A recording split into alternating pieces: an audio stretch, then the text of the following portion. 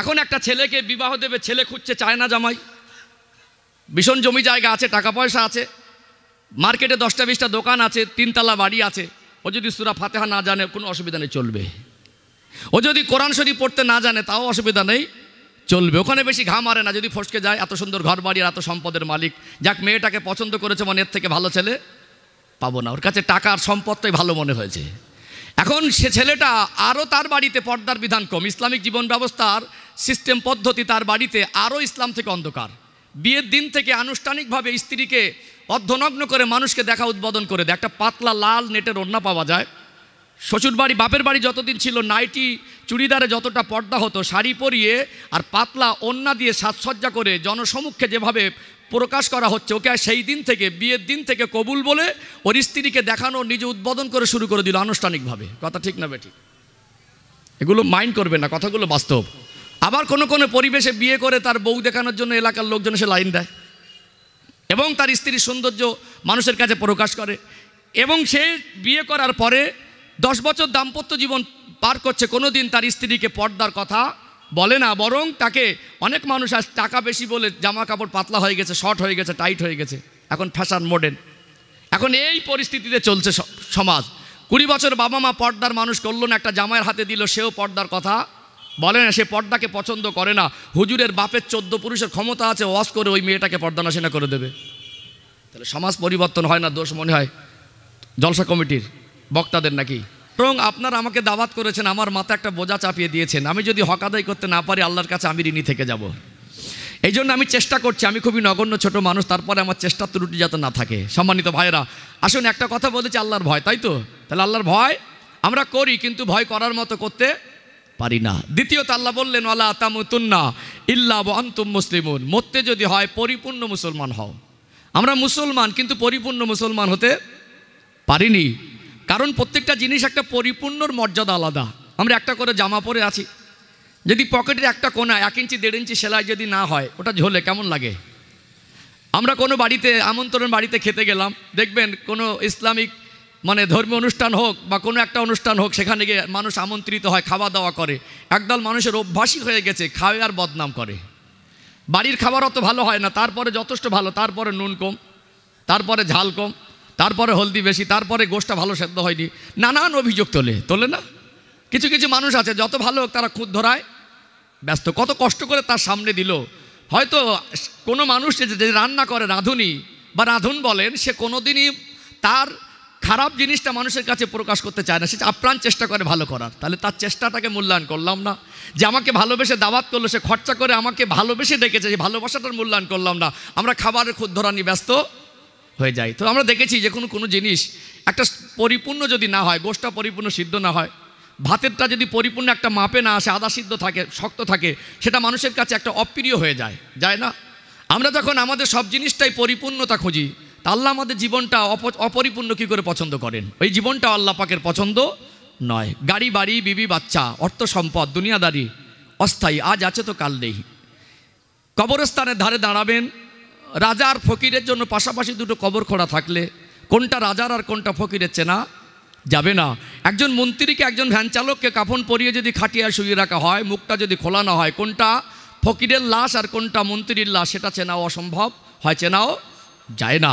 তবে মনে রাখবেন, দুনিয়ায় টাকা পয়সাটা কারোর জন্য পরীক্ষা, আর কারোর গরিবী জীবন, কষ্টের জীবনটা কারোর জন্য। আমি বিস্তারিত আলোচনা আনবো। তবে আমার চেহারা সুন্দর, আমার গাড়ি সুন্দর, আমার বাড়ি সুন্দর, জামা কাপড় সুন্দর, এই সৌন্দর্য আল্লাহর কাছে আসল নয়। ভিতরের মনুষ্যত্ব, ভিতরের আসল মানসিকতা, আমলে জিন্দেগি যদি সুন্দর না হয়, চেহারা যত সুন্দর হোক, মানুষের কাছে যত বড় আমার পরিচয় থাক, আমি যত বড় হুজুর হই, নেতা হই, ধনী হই, আমি যত বড় শিক্ষিত হই, কিন্তু আমার মূল্য আল্লাহর কাছে হবে না যদি আমার জীবন পবিত্র না হয়। অতএব একটা সিস্টেম আছে। আমরা মসজিদে যাই, মনে করুন আপনাদের এই ভোগালী গ্রামের সব থেকে দামি মানুষ, মনে করুন, উদাহরণ দিচ্ছি, গোসল করলো, একটা জামা পরলো, শুক্রবারে নামাজ পড়তে যাবে। ছোট বাচ্চাদের নিয়ে আমরা আদর করি, এটা আমাদের অভ্যাস, তাই তো নাকি? ছোট একটা বাচ্চা 2 মাস বয়স, তাকে কোলে নিয়ে ঠোঁটে মুখে চুমা দিচ্ছে, আদর করছে। হঠাৎ বাচ্চাটা একটু পায়খানা করে দিল, যে জামাটা পরে নামাজ পড়তে যাবে, জামা একটু পায়খানা লেগে গেছে। কানে আজানের আওয়াজ আসলো, যত বড় মাপের মানুষ হোক, যত বড় শিক্ষিত আর ধনী হোক, যত বড় দিনদার আর পরেশগার হোক, ওই যে একটু পায়খানা জামায় লেগে গেছে, ওই মানুষটাকে মসজিদে ঢুকতে পারবে? ওর বিবেককে বাধা দেবে। নামাজ পড়তে গেলে নামাজের শর্ত হলো শরীর পাক লাগবে, পরনার বস্ত্রটাও পাক লাগবে। যদি বস্ত্র পাক না হয় নামাজ হবে না। সামান্য নোংরা জামায় লেগে থাকলে মসজিদে যাওয়া যায় না। তাহলে মসজিদে যেতে গেলে একটু রুলস মেনটেনেন্স করতে হয়। তো আল্লাহ জান্নাত মসজিদের থেকেও পবিত্র। কখনো মসজিদে মিটিং করতে গিয়ে মানুষ ঝামেলা করে, আল্লাহ জান্নাতে ঝামেলা নেই, হিংসা নেই, মারামারি নেই। আল্লাহ জান্নাতে মানুষের জীবনের পরিপূর্ণ শান্তির জন্য যেটা প্রয়োজন আল্লাহ সবটাই পরিপূর্ণ করে রেখেছেন, বলুন সুবহানাল্লাহ। অতএব পবিত্র চরিত্র মানুষের জন্য, পবিত্র জিন্দেগিওয়ালা মানুষের জন্য আল্লাহ জান্নাতের দরজা আল্লাহ মুক্ত করেছেন। আল্লাহ ভালোবাসেন, আল্লাহ আমাদেরকে অফুরন্ত ভালোবাসার চাদরে ঢেকে রেখেছেন। মানুষ যখন আল্লাহকে অস্বীকার করে দেয়, মানুষ যখন আল্লাহ ভোলা হয়ে যায়, জান্নাতের রাস্তা ভুলে যায়, আল্লাহর দয়ার করুণা দিয়ে আল্লাহ তানার বার্তারা বাহক, তানার মেসেঞ্জার আল্লাহ পাক যুগে যুগে নবী রসুল পয়গম্বরদের পাঠিয়েছেন। জাহান্নাম যাদের জন্য অপরিহার্য হয়েছে তাদেরকে জান্নাত পর্যন্ত পৌঁছানোর জন্যই আল্লাহ নবী রসুলদের পাঠিয়েছেন। জোরে বলুন। আল্লাহ পাক যুগ যুগ ধরে 1,24,000, এক কথায় বলা যেতে পারে, আমি নির্দিষ্ট নাইবা বললাম, এক কথা যেটা বহু নবী রসুলকে পাঠিয়েছেন। তার মধ্যে 25 জন নবী রসুলের নাম আল্লাহ পাক কোরআন শরীফে দিয়েছেন। আর নবী রসুলদের পাঠানোর উদ্দেশ্য হলোই আল্লাহ ভোলা মানুষগুলোকে আল্লাহর সঙ্গে সম্পর্ক জুড়ে দেওয়া। বিশ্বাস করুন, একটা মানুষের জীবনে যত সম্পর্ক আছে সব থেকে দুটো সম্পর্ক দামি সম্পর্ক। একটা হলো বান্দা আর আল্লাহ, একটা হলো নবী আর উম্মাত। এই দুটো সম্পর্ক যদি বান্দার ঠিক না হয় তাহলে তার জীবনটা অপরিপূর্ণ। এই দুটো সম্পর্ক যদি ঘাটতি হয় এটা তার ইমানের কমজোরির একটা বড় আলামত। কথা বুঝতে পারছেন? আপনারা মনে হয় কষ্ট পাচ্ছেন যে হুজুর এখন সুর টান শুরু করিনি, ওয়াজ কবে শুরু করবে? হ্যাঁ, কষ্ট পাচ্ছেন নাকি? এগুলো তো, এই কথাগুলো যে খুব আমি একটা টান টুন দিয়ে বললে এত সহজে বুঝে আসবে কি? এগুলো অন্তরে গেঁথে রাখা কথা। এগুলো জীবন পরিবর্তনের একদম সহজ সরল রাস্তা। তো আল্লাহ ভালোবাসেন। আল্লাহ বলেছেন, বান্দা তুমি জানো না তোমার মরণ কখন হবে, তুমি অস্বীকারও করতে পারবে না যে আমার মৌত হবে, এটা হবে না, এটা অস্বীকার করতে। প্রত্যেকটা মানুষ জানে আমি মরবো। তাহলে তুমি কখন মরবে যদি না জানো, তুমি ভালো হও। বেই বাড়ি যাওয়ার সময় সাজসজ্জা করো, কুটুম বাড়ি, শ্বশুর বাড়ি, জামাই বাড়ি, বিয়ে বাড়ি যাওয়ার সময় সাজসজ্জা করো। আমি আল্লাহ তোমাকে তো জান্নাত দেবো বলে তোমাদের মাঝে নবী পাঠিয়েছি। আমি আল্লাহ তোমাকে ইমানদারের ঘরে পাঠিয়েছি। আমি আল্লাহ তোমার জন্য আসমানের নিচে জমিনের উপরে পৃথিবীর ইতিহাসে শ্রেষ্ঠ কেতাব, আল্লাহ সৃষ্টি জগতের শ্রেষ্ঠ মহামানব আমি আমার নবীকে পাঠিয়েছি। তারপরে তোমাকে জান্নাতে দেবো বলে আমি আল্লাহ তোমাকে সতর্ক করছি, কেন তুমি ভালো হও না? তুমি তোমার জীবন পবিত্র করে এসো।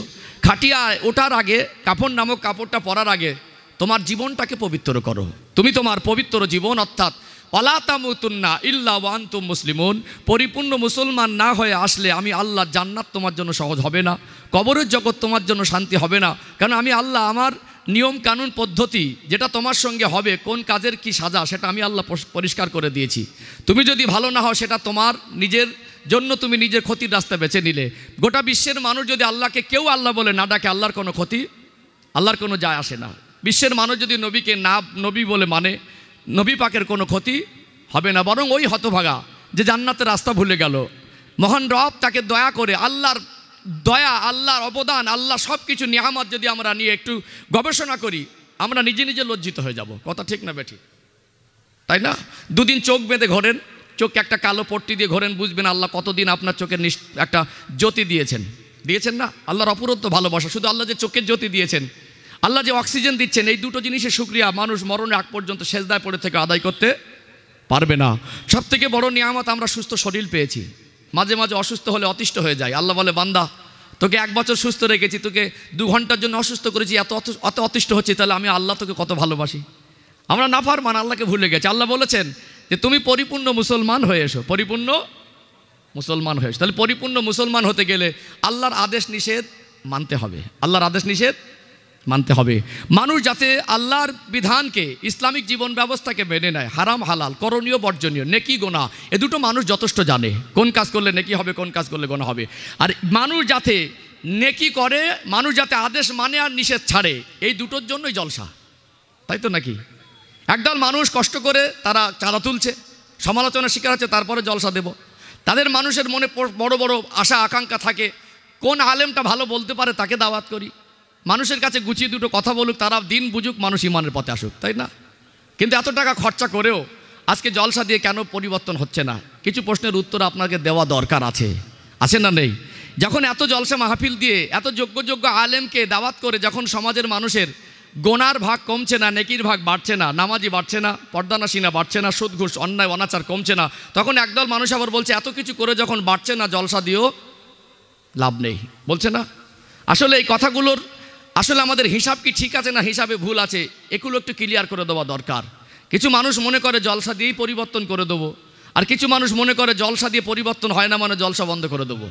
এই দুটোই সিদ্ধান্ত ভুল, এর কিছু ব্যাখ্যাও দরকার আছে। যাই হোক, আমি ভূমিকা লম্বা নিচ্ছি, আপনারা হয়তো অতিষ্ঠ হচ্ছেন, আরেকটু আগে বাড়ি নাকি আর দুটো কথা বলে নেবো, দুটো কথা বলে নেবো। বাংলার অজের পরিবেশের সুর টানটা একটা অংশ হয়ে গেছে। যাই হোক, তাহলে আর দুটো একটা কথা, এই কথাগুলো একটু বলে নেই। সমাজ কেন পরিবর্তন হয় না? সমাজ কেন পরিবর্তন হয় না? হুজুর একটু ভালো করে ওয়াজ করেন যেন নামাজি বাড়ে, আশা থাকে। আবার বলে হুজুর একটু কড়া করে ওয়াজ করেন যেন মা বোনরা পর্দা করে। হ্যাঁ, হুজুর একটু কড়া ডোসে দেন তো, অনেক কড়া হুজুরও বলছে, অনেক ভালো করে বলছে। তারপরে আসলে আমাদের ঘা এক জায়গায় মলম লাগাচ্ছি, আর এক জায়গায় কেটে গেছে, এক জায়গায় চিকিৎসা হচ্ছে, ডান হাত ভেঙে রয়েছে, বাম হাতে ব্যান্ডেজ করলে লাভ হবে কি? হাত ভেঙেছে, দেখলো না কোন হাত ভেঙে আছে, এক হাতে বেতার, ওই অন্য হাতে ব্যান্ডেজ করে দিলে ও রোগ তো সুস্থ হবে না। মনে রাখবেন, জলসা কমিটি আপনার জীবন পরিবর্তনের ঠিকাদার নয়। আমি বক্তা হিসাবে এসেছি, আপনার জীবন পরিবর্তনের ঠিকাদারি নিয়ে এখানে বসেনি। সমাজ পরিবর্তন হয় না, এর জন্য শুধু জলসা কমিটি আর বক্তাকে দায়ী করা যায় না। কেন সমাজ পরিবর্তন হয় না, আমি একেবারে কথাগুলো স্পষ্ট করে আপনাদের কাছে তুলে দেই। আপনি যদি ভালো না হন, আপনাকে পৃথিবীর কেউ ভালো করতে পারবে না। আপনি যদি সচেতন না হন, দায়িত্ববান না হন, আপনার সন্তানগুলো সুসন্তান হিসেবে গড়ে উঠতে পারে না। দেখবেন দুনিয়া আমাদের সন্তান সব থেকে আমাদের আপন, আপন না দুনিয়াবি ক্ষেত্রে, আল্লাহ রসুল তো আছেই আছে। 10 বছর ধরে কষ্ট করে একটা টাকা জমা করেছে, একটা ঘর করবে 2 কামরা, 2 লাখ টাকা এক জায়গায় জমিয়েছে। এখন হঠাৎ বাচ্চা অসুস্থ, এত অসুস্থ 2 লাখ টাকারই প্রয়োজন হয়ে গেল। ওটা কি বলে আমি ঘর করব, বাচ্চা মরে যায় যাক, এটা কোনো বাবা মা বলে? হাসি মনে খরচা করে। 10 বছরের কষ্টের টাকা দিল, বাড়ি আসছে, স্বামী স্ত্রী গাড়িতে বসে বলছে দেখো বাচ্চা তো সুস্থ করে ছুটি করে বাড়ি নিয়ে যাচ্ছে হসপিটাল থেকে, টাকা যায় যাক, আল্লাহ আমার বাচ্চাকে সুস্থ করে দিয়েছে। তাহলে 10 বছরের মেহনতের কষ্ট থেকেও বাচ্চার মুখের হাসিটা আব্বা আমার কাছে দামি। 10 কাঠা জমি সম্বল, আপনাদেরকে সবজি চাষ হয় না, তো 10 কাঠা জমিটাই সম্বল।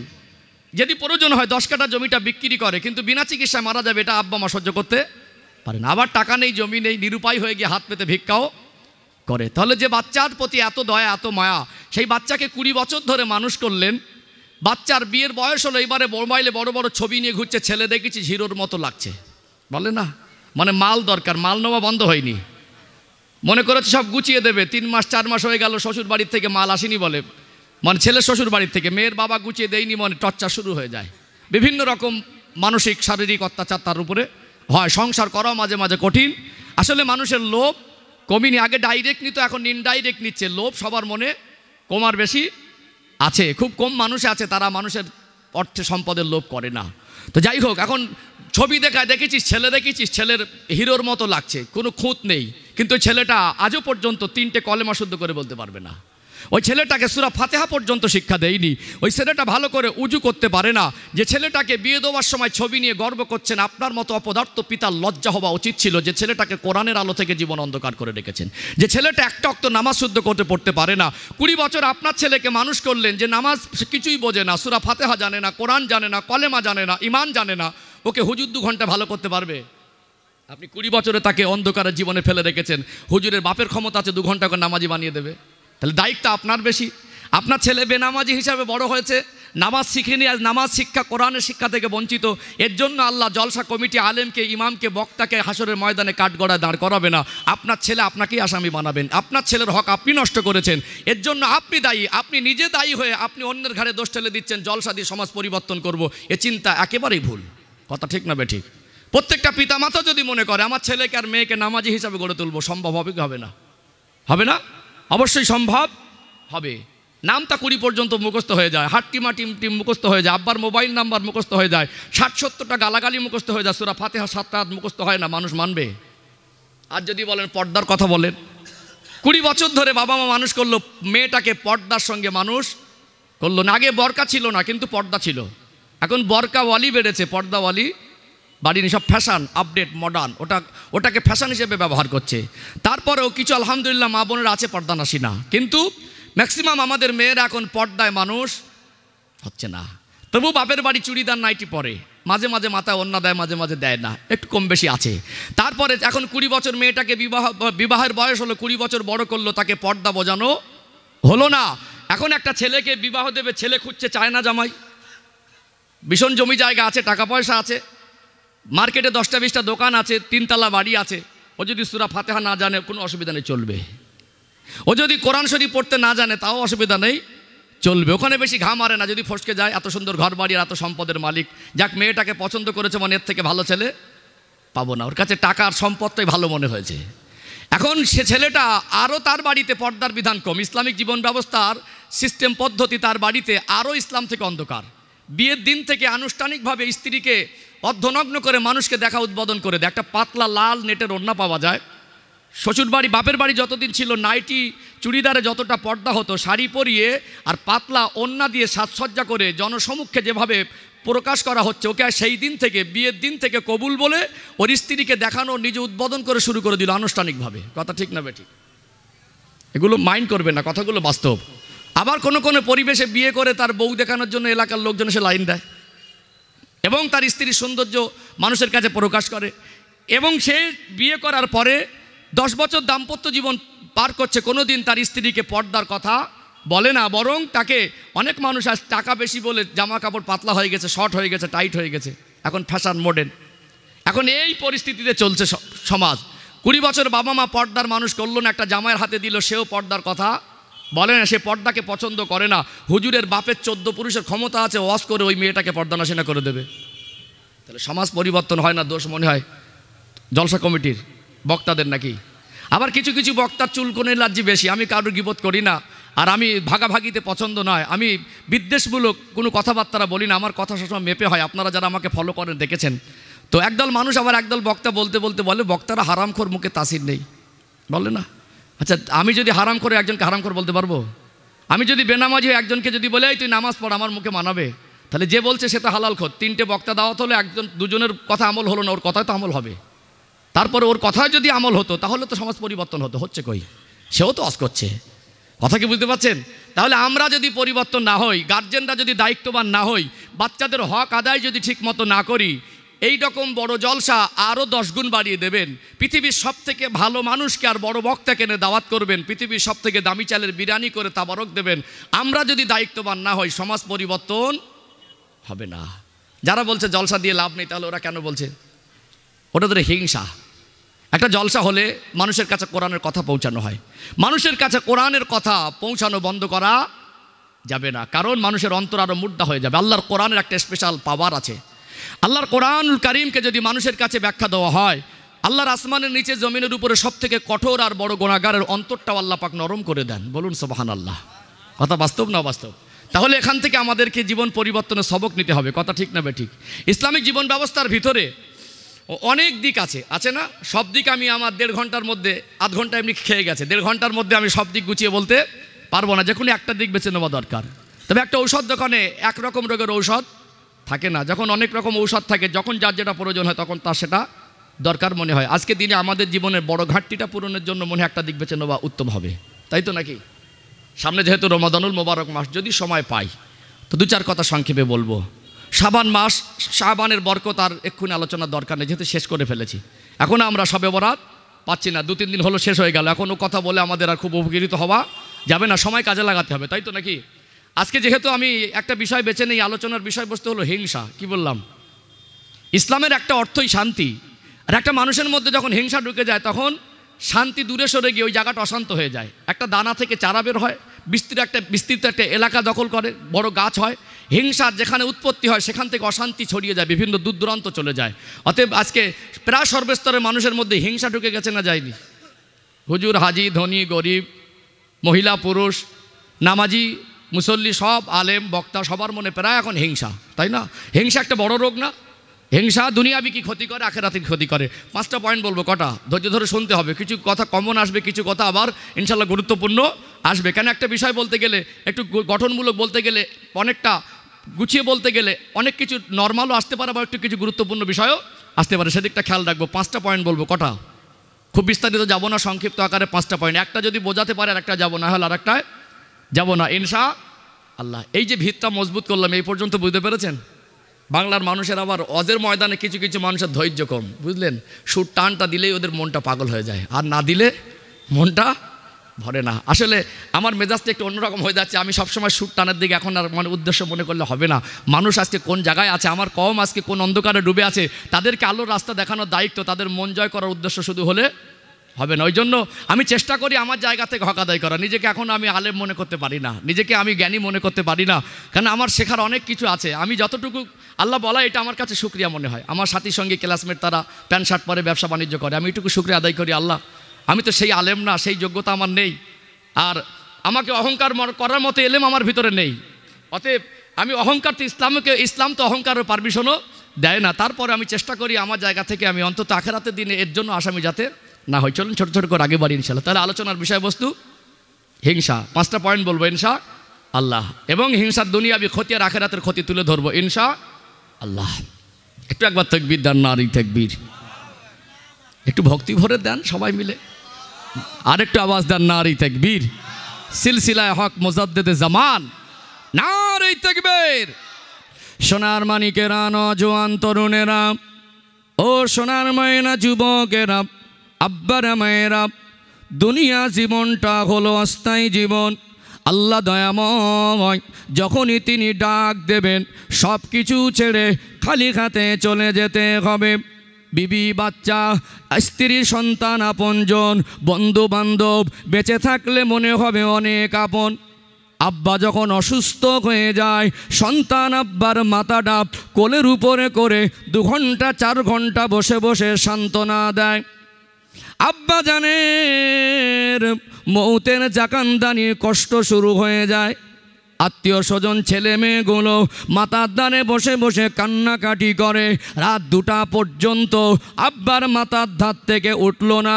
রাত 2টায় মারা গেল, ইন্তেকাল হয়ে গেল। জানাজাটা হলো পরের দিন জোহর না হয় আসর। যতক্ষণ বেঁচে ছিল রাত 2টা পর্যন্ত আত্মীয় সন্তানগুলো লোকটাকে গোল করে ঘিরেছিল। কবরস্থ হয়ে যাবার পরে পরের দিন রাত 12টার সময় তার কবরের ধারে 2 মিনিটের জন্য কেউ যেতে চায় না।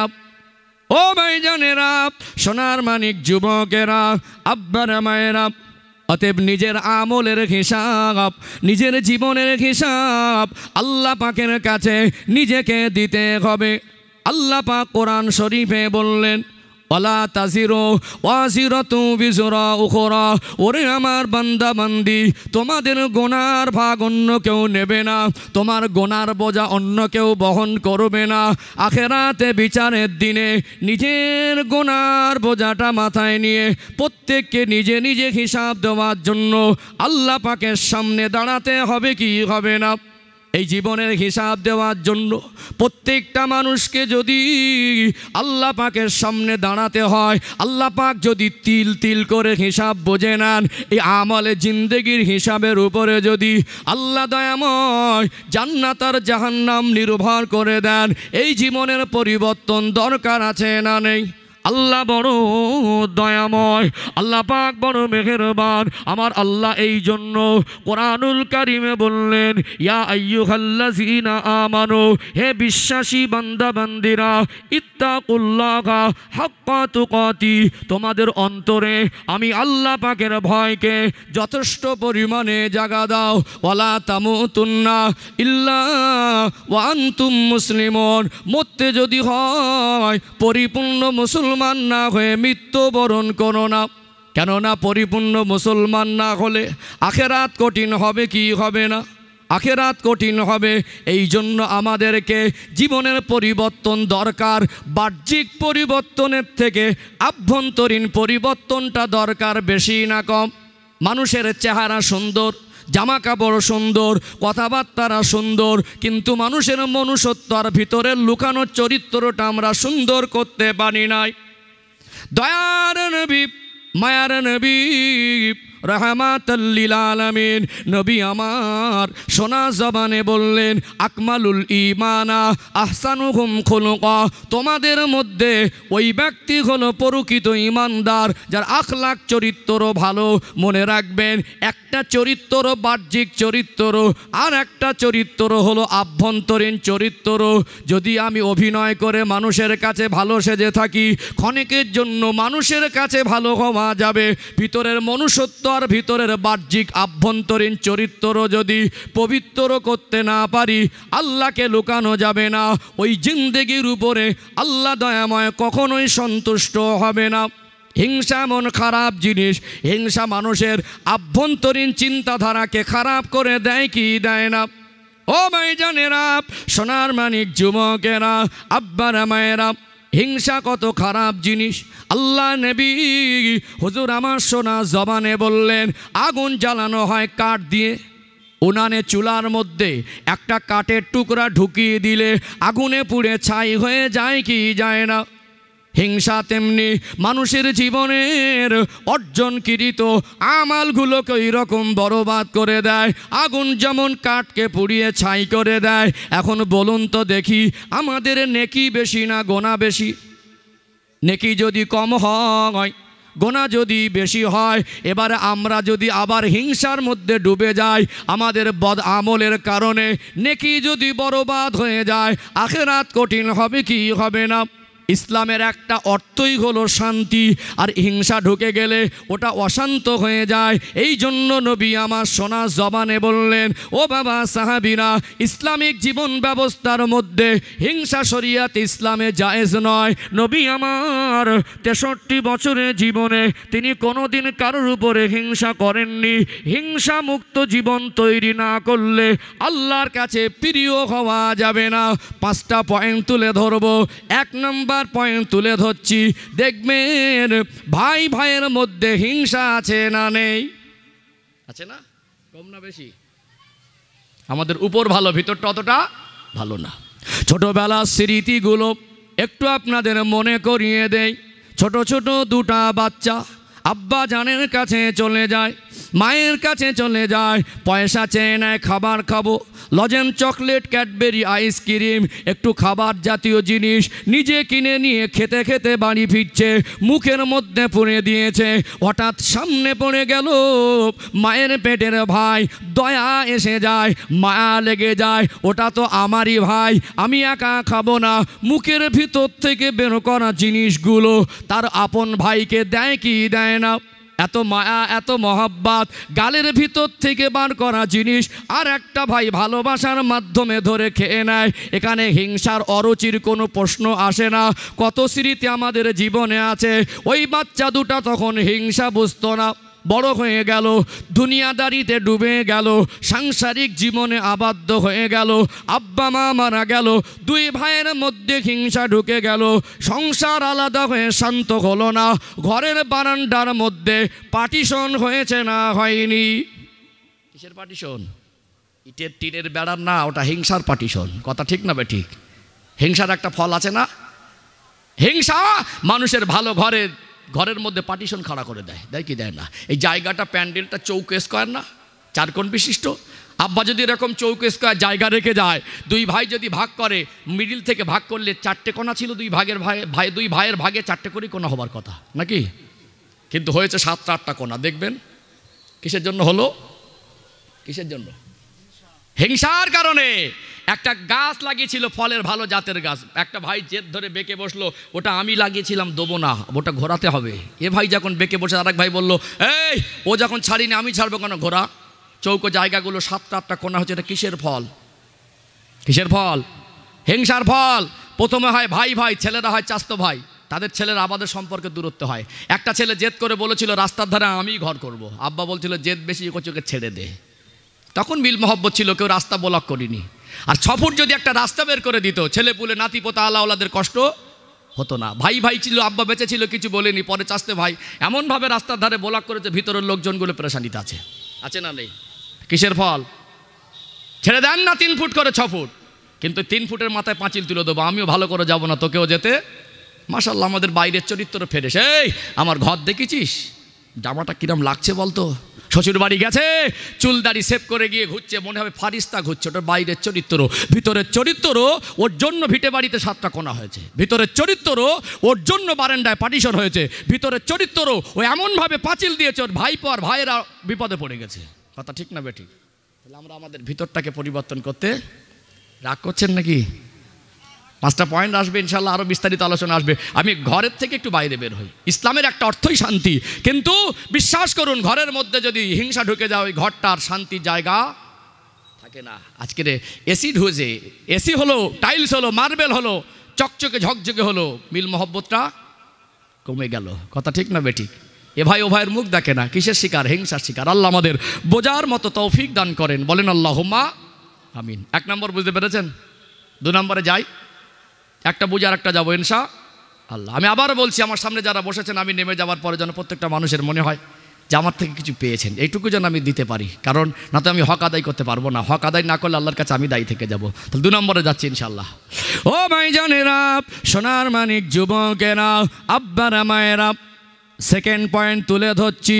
দেখবেন ভাই ভাইয়ের মধ্যে যেমন হিংসা ঢুকে গেছে, 2 জায়ের মধ্যে হিংসা ঢুকে গেছে না যায়নি। বড় ছেলের বিবাহের পর্যাপ্ত বয়স হলো, আব্বা বড় ছেলেটাকে বিবাহ দিল, শাশুড়ি অসুস্থ, সংসারের যাবতীয় কাজ ওই বড় ছেলেটা একা, বড় বৌমাটা একা সামলাতো। কয়েক বছর পার হয়ে গেল, আর একটা ছেলেকে বিবাহ দিলেন, বৌমা হয়ে গেল 2টা। যদি কাজ বেশি কমও করে, কাজের অংশ কমে যাবারই কথা, কিন্তু যে বাড়িতে কোনো অশান্তি ছিল না, মহিলাদের গলার আওয়াজ পাশের বাড়িতে পৌঁছাতো না, শিক্ষিত পরিবার, শান্ত পরিবার, ওই বাড়িতে 2টো বৌমায়ের মধ্যে হিংসা ঢুকে যাওয়ার কারণে হিংসা থেকে ঝগড়া, ঝগড়া থেকে মারামারি, কিছুদিন পরে একটা বৌমা বাপের বাড়ি অশান্ত হয়ে উঠল, তাদের মহিলাদের গলার আওয়াজ বাইরে প্রতিবেশীর কানে পৌঁছায়, আর গার্জেনের মান সম্মান রাখা কঠিন হয়ে যাচ্ছে। বাধ্য হয়ে ছেলে 2টাকে সংসার থেকে আলাদা করে দেয় কি দেয় না? হিংসা কত খারাপ জিনিস, সোনার সংসারকে টুকরো টুকরো করে দেয়। কি দেয় না? সোনার একটা সাজানো গোছানো সংসার, আগে হিংসা ছিল না। 4-5টা ছেলে, বৌমা, নাতিপোতা ধরে 16-18 জনের ফ্যামিলি, বড় বড় হাঁড়িতে রান্না হতো, মিল মহব্বত ছিল। মাটির ঘরে যে শান্তি ছিল, আজকে ছাদের ঘরে, চকচকে ঝকঝকে ঘরে সেই শান্তি নেই। আজ কোথায় আমরা শুধু বলছি উন্নতি হয়েছি, গাড়ির বাড়ির উন্নতি হয়েছে, রাস্তাঘাটের উন্নতি হয়েছে, আমাদের মনুষ্যত্বর উন্নতি করতে পারিনি। মাশাআল্লাহ, আমাদের বৌমায়ের এখন আপডেট, মডার্ন। স্বামী এনে দিলে পছন্দ হয় না, স্বামী এনে দিলে শুধু বলে ওল্ড মডেল, এইসব কালার এখন চলে না, সব মডেল চলে না। কবে থেকে দোকানে পড়েছিল, দোকানদার তোমাকে বুঝিয়ে দিচ্ছে। পাশের বাড়ির ভাবি কীরকম পরে জানো না? এখন পুরুষরা ঘরে থাকে, মহিলারা মার্কেটিং করতে, ঈদের বাজার মনে একটু ভিড় বেশি হবে, এত স্টাইল মেরে দোকানদারের সঙ্গে কথা বলছে ভদ্র নম্রভাবে, দেখে মনে হবে একেবারে জ্ঞানী শিক্ষিতা। ওটা বাইরের চরিত্র ফ্রেশ, ভিতরের চরিত্র। ওই মেয়েটা সংসারে আসার কারণে সোনার সাজানো গোছানো সংসারগুলো টুকরো টুকরো হয়ে গেল। কথা ঠিক না বেঠিক? কিছু কিছু বৌমা বাপের বাড়ির থেকে কিরে করে আসে, আমি আলাদা হয়ে তারপরে ছাড়বো। কিছু কিছু বৌমা ও বাপের বাড়ির থেকে কসম খেয়ে আসে, দেখবি আমি যদি আলাদা না হতে পারি আমার নাম পেল্টে দিবি। একদম তাই, 6 মাস হয় না, আলাদা হয়ে তারপরে কথা। অত ঝুট ঝামেলা যাব না, এখন সব কেউ কারোর নিতে চাইছে না। কথা ঠিক না বেঠিক? আগে কি দিন ছিল, কি মিল মহব্বত ছিল, অভাব ছিল, কিন্তু মানুষের স্বভাব ভালো ছিল। এখন অভাব ঘুচে গেছে, স্বভাব নষ্ট হয়ে গেছে। আশ্চর্য হয়ে যায়। আগের দিনের স্মৃতিগুলো আপনারা মুরব্বীরাই ভালো বুঝবেন। যতটুকু আমার বয়স কত 37+ হবে, অ্যাভারেজ কম বেশি, তো আমি আর কি বুঝবো। আমার যেগুলো শোনা মুরব্বীদের কাছে, ছেলেগুলো 5টা 6টা, এখন ফ্যামিলি বড়, আব্বা বড় ছেলেটাকে বলছে, দেখে বলছে, কচি তুই আলাদা হ। বললো আমি হব না, অন্য কাউকে দাও। তাকে দেখে বলছে তুই আলাদা হ, ও বলছে আমি হব না, অন্য কাউকে দাও। আর এখন আলাদা হওয়ার জন্য পায়ে পাতুড়ে ঝগড়া বাঁধায়। তাহলে আমরা উন্নতি আসল জায়গায় করতে পেরেছি? করতে পেরেছি? একটু ঘরের বাইরে বার হবো। 2 নম্বর বুঝতে পেরেছেন? বুঝতে পেরেছেন? 3 নম্বরে যায় ইনশাআল্লাহ। 3 নম্বরটা একটু বিস্তারিত হবে। যেমন ঘরের মধ্যে ছিলাম, কেন দেখেছেন যে কথা বলছিলাম, হিংসা ঢুকে গেলে ঘরটা অশান্ত হয়ে যায়। কত সুন্দর ঘর করেছি, কিন্তু ঘরের ভিতরে বাইরের সৌন্দর্যের কোনো ত্রুটি নেই, ভিতরের মধ্যে অশান্তি। কথা ঠিক না বেঠিক? ঘরের বাইরে বেরোলে একটু বিস্তারিত হবে। 3টে পয়েন্ট তুলে ধরবো। কটা? 3টে ইনশাআল্লাহ। কেন ঘরের বাইরে একটু বিস্তারিত হবে। এই 3 নম্বর পয়েন্টে 3টে কথা তুলে ধরবো ইনশাআল্লাহ। তাহলে আমার কথা বুঝতে পারছেন? একটু তাকবীর দেন, না আর এই তাকবীর, মাশাআল্লাহ। আরেকটু প্রাণ ভরে না আর এই তাকবীর। আল্লাহ কবুল করেন, বলেন আল্লাহুম্মা আমিন। ও ভাইজানেরা, সোনার মানিক যুবকেরা, আব্বারা মায়েরা, আরেকটু গভীরভাবে উপলব্ধি করুন। আমি আলোচনার বিষয়বস্তু যেহেতু হিংসার বিষয় আলোচনা করছি, যে কথা বলছিলাম, মানুষের মনুষ্যত্বর পবিত্রতা দরকার, মানুষের আভ্যন্তরীণ চিন্তাধারার পরিবর্তন দরকার, মানুষের ভিতরের লুকানো চরিত্রকে পবিত্র করা দরকার আছে না নেই?